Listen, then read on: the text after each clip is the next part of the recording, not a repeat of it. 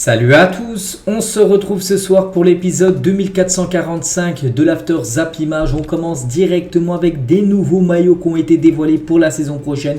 Et tout d'abord l'équipe française de Lille, le LOSC dévoile son maillot domicile pour la saison prochaine. Donc un maillot toujours sponsorisé par New Balance, sponsorisé également par Boulanger. Une marque d'électroménager on peut dire. Donc un maillot de couleur rouge, bien sûr c'est les couleurs de Lille. Donc très beau maillot bien sûr pour l'équipe du LOSC, saison prochaine. Maillot domicile, pour l'instant le maillot extérieur n'a pas encore été dévoilé. Et concernant le maillot d'avant-match du LOSC, donc le maillot que porteront les joueurs juste avant de disputer une rencontre de Ligue 1 saison prochaine, ça sera ce maillot on peut dire insolite. Concernant l'équipe de Toulouse, donc concernant Lille, c'est officiel, concernant Toulouse c'est pas officiel, mais ça devrait ressembler à ça. Les futurs maillots du TFC saison prochaine devraient être dévoilés là très prochainement. Ça nous fait rappeler un peu la saison 2006-2007 parce que c'était quasiment les mêmes à l'époque. Donc tout d'abord le maillot domicile de Toulouse, normalement, pas encore officiel mais ça devrait être ça. Donc un très beau maillot pour cette équipe du TFC, bien sûr toujours la couleur violet, les violets bien sûr c'est la couleur de Toulouse avec du blanc, et le maillot extérieur aussi qui est très très beau. Donc voilà les deux maillots. Donc voilà pourquoi ça nous fait penser à la saison 2006-2007, parce que voilà le maillot de la saison 2006-2007 ressemble à ça, il ressemble beaucoup bien sûr à celui-là, et le joueur l'a porté, c'est Elmander, ancien joueur bien sûr du TFC.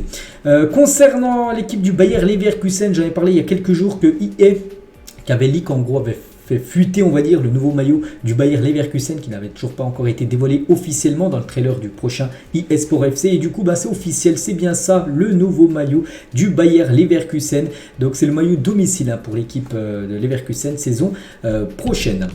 Concernant le nouveau maillot extérieur cette fois-ci du FC Valence, je crois que le week-end dernier j'ai montré le maillot domicile qui est un maillot blanc, et le maillot extérieur sera ce maillot là, un maillot bleu avec des lignes un peu blanches. Donc très beau maillot aussi pour cette équipe de Valence. Donc voilà, il y a pratiquement au fil des jours, à chaque fois il y a des nouvelles équipes qui dévoilent leur nouveau maillot pour la saison prochaine. Concernant l'équipe de Chelsea, voilà quoi pourrait ressembler le maillot extérieur de Chelsea pour la saison prochaine. Après je sais pas si c'est ça parce que ça ressemble beaucoup au bleu, mais pas que le maillot domicile sera un maillot de couleur bleue qu'on a déjà montré il y a quelques jours, et là le maillot extérieur va être de couleur noire, mais bon le noir et le bleu c'est un peu, ça se ressemble on va dire la couleur, il faudrait que ça soit une couleur un peu opposée au bleu. Donc après bon, pour l'instant rien d'officiel, mais ça pourrait être ça le futur maillot extérieur de Chelsea saison prochaine.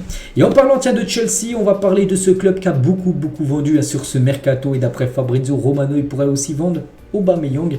Chelsea veut vendre Pierre-Emerick Aubameyang au club saoudien. Les clubs européens intéressés par le joueur sont freinés par son énorme salaire, et là-bas du côté des clubs saoudiens il n'y a pas de souci, bien sûr des gros salaires ils en proposent, et c'est pour ça que c'est totalement jouable Aubameyang la saison prochaine, découvrir on va dire le championnat saoudien. Donc il pourrait quitter cette équipe de Chelsea. Il y en a eu beaucoup des départs, c'est que tous ces joueurs ont quitté comme Chelsea sur ce mercato.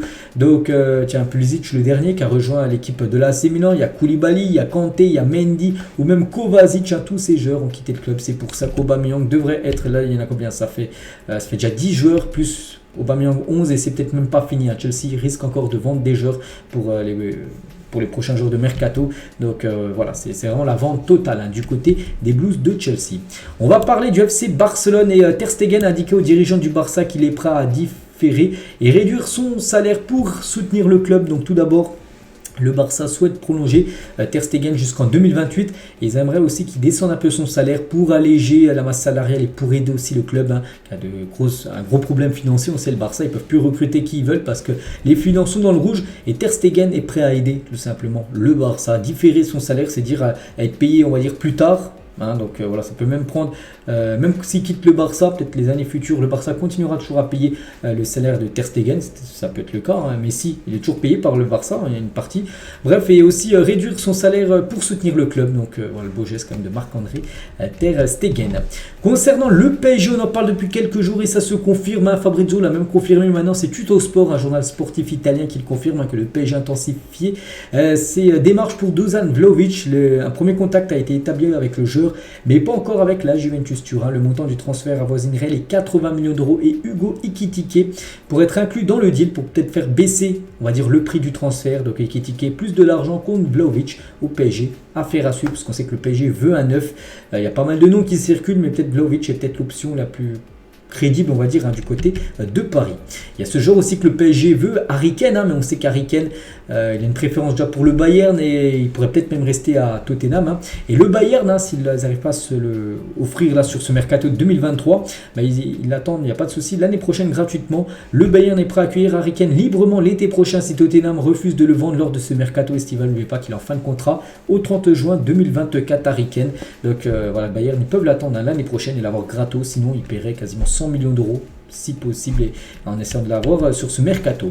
Mbappé interrogé s'il venait à avoir un fils footballeur avec le choix de la France ou du Cameroun pour la sélection internationale. Dans le futur, il a dit, il faut voir la tâche qu'il a avec le pays. S'il est plus proche du Cameroun, s'il est plus proche de la France, moi je suis né en France, j'ai mes origines qui sont camerounaises, mais j'ai fait toute ma vie en France, c'est pour ça que j'ai choisi la France, mais mon fils, ça sera différent. Voilà, si bien sûr son fils devient footballeur professionnel. Donc voilà, ça sera lui de décider, Mbappé, enfin Kylian Mbappé ne mettra pas la pression à son fils, s'il peut avoir bien sûr dans le futur, par rapport à un choix bien sûr de sélection pour le futur. Zinedine Zidane donc parle de l'importance de la condition physique dans le football d'aujourd'hui. Aujourd'hui, il faut pouvoir jouer tous les 3 jours, c'est différent de mon époque où si vous aviez un problème physique, vous pouviez compenser par votre technique. Ce n'est plus la même chose, il faut vraiment être préparé physiquement, être un athlète de haut niveau, il faut à la fois du physique et de la technique. C'est vrai que ça a changé le football. Donc voilà, c'est Zidane dit ça. On sait, il parle de connaissance de choses bien sûr. Zizou, donc voilà ce que peut dire Zidane, que les préparations physiques sont très importantes. C'est pour ça que les pré-saisons sont très poussées, que ça soit dans tous les clubs, on peut dire en Europe ou même dans le monde. Les supporters de Montpellier ont lancé une pétition pour pousser la construction du stade Louis-Nicolas, qui éviterait une situation dramatique pour le club. Le stade actuel est en zone inondable et demande énormément d'entretien. Donc c'est pour ça que les supporters de Montpellier veulent que le nouveau stade soit construit. Voilà, ce stade, je passe à Montpellier même ou juste à côté de Montpellier, parce que le stade actuellement de la Mosson, les gars, il y a un problème. En gros, c'est qu'il est souvent inondable. Voilà, dès qu'il y a des problèmes un peu, dès qu'il pleut un peu, voilà, le problème c'est que c'est inondé, la pelouse, il faut l'entretenir, tout ça, il coûte beaucoup d'argent ce stade. C'est pour ça que la solution serait de construire un nouveau stade du côté de Montpellier. C'est pour ça qu'une pétition a été lancée pour que ce stade se fasse réellement là dans les prochaines années. On va parler de Drogba. Tiens, une petite photo de Drogba lors d'un match de Ligue des Champions. Bon, je pense qu'il devait jouer peut-être à l'extérieur avec son équipe de Chelsea. Et je pense aussi qu'il avait été buteur. Après, il avait fait la célébration glaciale, on peut dire. Didier Drogba. Tom Holland, tiens, un acteur, voilà, un acteur, les gars, par exemple, il a fait Spider-Man en film. Donc j'ai toujours été fan du Barça, c'est un grand fan de foot et un grand fan du FC Barcelone, Tom Holland. Jérôme Boateng et Kingsley Coman pour leur dernier jour de vacances. Donc là, on est le 15, n'oubliez pas qu'après-demain, Boateng, donc lui, il a quitté l'équipe de Lyon et Coman, lui, devrait être de retour, vu qu'il avait joué avec la France, il devrait être de retour après-demain, lundi, pour faire son retour du côté du Bayern Munich. 17 des 20 plus gros achats de l'histoire du football français ont été réalisés par le Paris Saint-Germain. Voilà, ce sont les plus gros transferts de clubs français. 17 ont été faits par le PSG. Donc voilà, donc bien sûr, quasiment les 10 premiers, ça a été bien sûr l'équipe du PSG qui a fait des énormes montants pour recruter des joueurs. Le plus cher reste toujours bien sûr le joueur Neymar, 222 millions d'euros. Deuxième, tiens, Mbappé, qu'on va parler de Mbappé là. Et lors de la saison 2012-2013, Mbappé, alors âgé de seulement 14 ans, disputait un match entre les cadets avec le Real Madrid, aussi incroyable que cela puisse paraître. Donc Mbappé évoluait dans le même couloir que celui qui allait être son meilleur ami aujourd'hui, Achraf Hakimi. Donc en gros, c'était un match, je ne sais pas ce qu'il faisait du côté du Real, peut-être qu'il avait fait un test du côté du Real, c'était l'équipe B cadet Real Madrid contre l'équipe A du cadet du Real Madrid, et Mbappé a déjà joué du côté du Real. Donc dans à 14 ans, on peut voir, voilà, tout en bas à gauche où c'est marqué Kylian sur lignée rose, c'est Kylian Mbappé, et juste à côté en haut à gauche où c'est marqué Achraf, c'est Achraf Hakimi, qui était aussi à l'époque dans le centre de formation du Real Madrid. Donc Mbappé, peut-être il avait juste fait un test peut-être d'un jour du côté de Madrid, donc il a déjà évolué, on va dire, un jour du côté de Madrid, et peut-être ça pourrait être le cas là pour les années futures, on verra. Les meilleurs entraîneurs français depuis 2010 par France Football. Le dernier en date, c'est Franck Hens. en 2023. On peut voir tous les autres qui ont remporté ce titre, hein, comme Zizou qui l'a remporté en 2016-2017 avec le Real Madrid. C'est pas obligé que ce soit un entraîneur qui évolue en France, hein. Il peut être entraîneur à l'étranger comme Zizou au Real Madrid, hein, comme Rudy Garcia à l'AS Roma en 2013-2014, ou par exemple Christophe Galtier 2 fois en 2019 et 2021 du côté de Lille. Le prix des billets pour le Classico de pré-saison à Dallas allait de 400 000 €. Ils ont tous été vendus pour le match, donc là on est le 15 juillet, donc le 29, tiens, non, après une quinzaine de jours, mais il y a le Barça contre le Real Madrid, c'est bien évidemment un match de pré-saison, un match amical. Tous les billets ont été vendus, hein, ça se jouera du côté de Dallas, hein, dans un stade avec quasiment une capacité de 70 000 places, et tous les billets ont été vendus et ça a monté jusqu'à 1 000 € les billets pour assister à cette rencontre entre les deux mastodontes espagnols. Avant le début de la Coupe du Monde, hein, qui commence, la Coupe du Monde, elle commence, on est le 15, jeudi 20, voilà.